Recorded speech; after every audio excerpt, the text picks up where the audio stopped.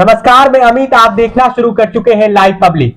आज हम बात करेंगे कि जो बिहार विधानसभा और विधान परिषद ने जो एक नया कानून बनाया है, जो नौकरियों और शैक्षणिक नामांकन के लिए बिहार विधानसभा ने जो आरक्षण की सीमा बढ़ा दी है और अब आरक्षण की सीमा बिहार में बढ़कर 75% हो गई है, जिसमें 25% ईबीसी, 18% ओबीसी यानी 43% ओबीसी ईबीसी के लिए, 20% एससी और 2% एसटी के लिए यानी 65% और 10% जो पहले से ईडब्ल्यूएस को मिलता रहा है।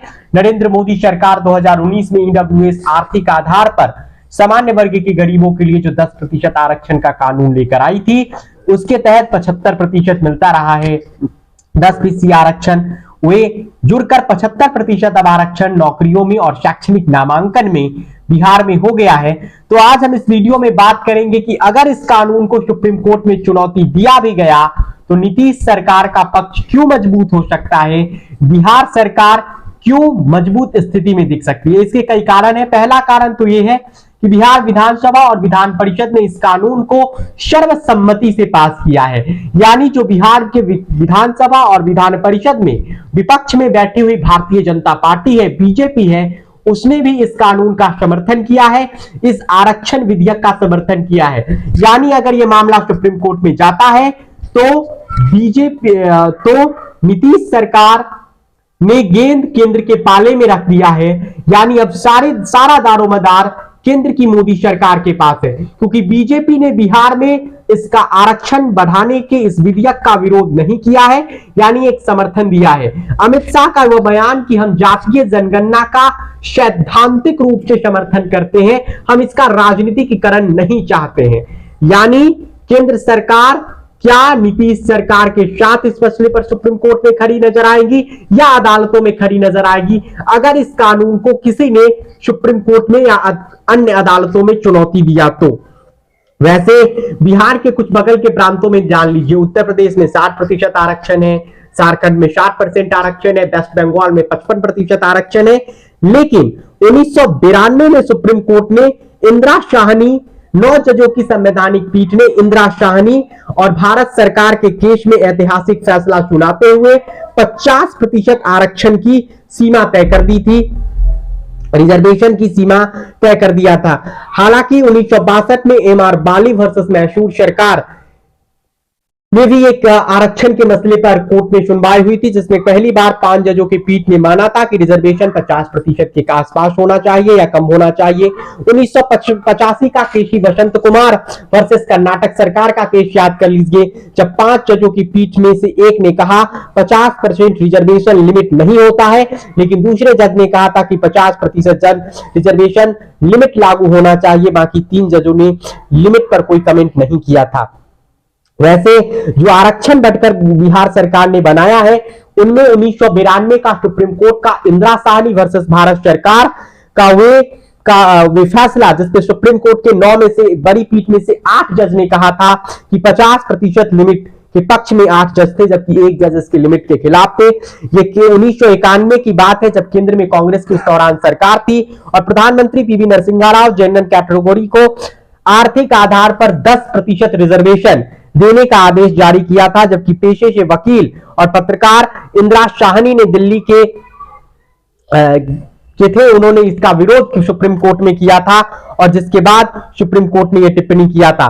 वैसे इंदिरा शाहनी केस के कारण मराठा, जाट और पटेल रिजर्वेशन रुक गया था।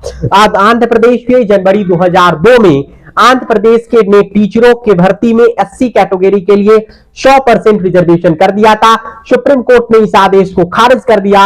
इस फैसले से ओबीसी और एससी प्रभावित हुए। महाराष्ट्र 2021 का जिक्र अगर हम करें तो महाराष्ट्र 2021 में महाराष्ट्र में मराठा समुदाय के 16% रिजर्वेशन का फैसला सुनाते हुए सुप्रीम कोर्ट ने माना था कि अदालत में पेश किए गए आंकड़ों में कोई असाधारण स्थिति दिखाई नहीं देती, इसलिए हम मराठा आरक्षण को 16% रिजर्वेशन देने के बाद 63% हो जाता अगर महाराष्ट्र में मराठा को आरक्षण मिल जाता। और हाल फिलहाल में 2022 में पिछले साल छत्तीसगढ़ की सरकार ने 2022 में सितंबर 2022 में हाईकोर्ट ने छत्तीसगढ़ सरकार के 2000 पारित में एक कानून को रद्द कर दिया जिसमें एससी, एसटी और ओबीसी का कोटा बढ़ाकर 58% कर दिया था, जबकि हाई कोर्ट ने कहा था कि ऐसी असाधारण स्थिति में ही 50% सीमा के उल्लंघन के लायक होगा।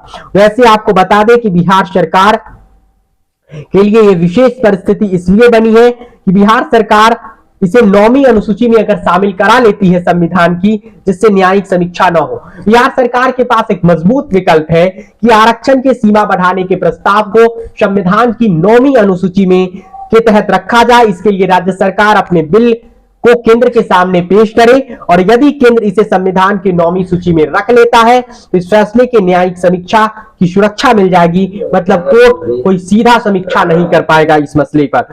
यानी और वैसे भी तीसरा, संविधान में संशोधन कर 50% आरक्षण के पार रिजर्वेशन देना मुमकिन है, क्योंकि 50% आरक्षण का जो सीमा था उसे केंद्र सरकार ने संविधान संशोधन कर 2019 में कमजोर वर्ग, सामान्य वर्ग के आर्थिक आरक्षण दिया था सामान्य वर्ग के कमजोरों को, और तब 10% रिजर्वेशन कर दिया था और तब आरक्षण की सीमा बढ़ गई थी। और सुप्रीम कोर्ट ने भी अपने फैसले में 10% जो ईडब्ल्यूएस आरक्षण था उसे वैध माना था उस पीठ ने एक बहुमत के आधार पर। यानी बिहार सरकार के पास विकल्प है कि ये मोदी सरकार सुप्रीम कोर्ट में इस फैसले का विरोध ना करे। दूसरा विकल्प यह है कि बिहार सरकार अगर केंद्र से कह के इस संविधान संशोधन को 9वीं अनुसूची में शामिल करा लेता है। और तीसरा पक्ष बिहार सरकार ये रख सकती है, अगर यह मसला अदालत में गया कि सुप्रीम कोर्ट में 10% ईडब्ल्यूएस आरक्षण लागू होने के बाद अब ये आंकड़ा जो है वह 60% है, यानी हमने 15% बढ़ा दिया है, तो बिहार में जो आरक्षण का विधेयक पास हुआ है नौकरियों व शैक्षणिक नामांकन के लिए, अगर कोई उसे अदालतों में चुनौती देता है तो बिहार सरकार ठोस स्थिति में जवाब दे सकती है। और इस विधेयक के पक्ष में बिहार सरकार के पास ठोस वजह है, जिससे बिहार सरकार अदालतों में अगर यह मसला जाता है तो बिहार सरकार मजबूती से अपना जवाब रख सकती है। विधेयक के पक्ष में बिहार सरकार के पास ठोस वजह है, जिससे बिहार सरकार अदालतों में अगर यह मसला जाता है तो बिहार सरकार मजबूती से अपना जवाब रख सकती है।